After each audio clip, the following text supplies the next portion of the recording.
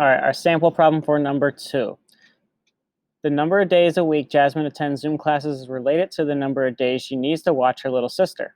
The equation demonstrating this relationship is shown below, where Z is the number of days Jasmine attends Zoom classes, and D is the number of days she needs to watch her little sister. Z equals -1D plus 5. Based on this model, how many less days is Jasmine able to attend Zoom classes for every 1 day that she needs to watch her sister?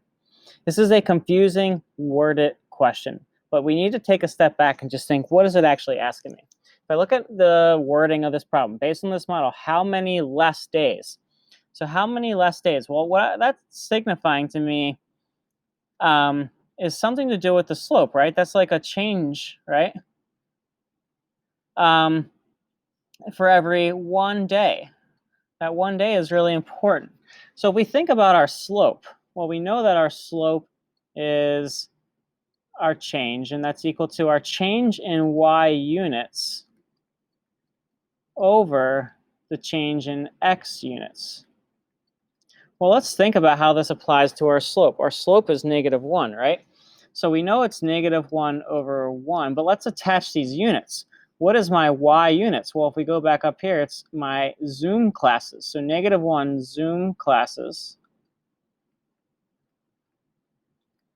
Remember, this is like per.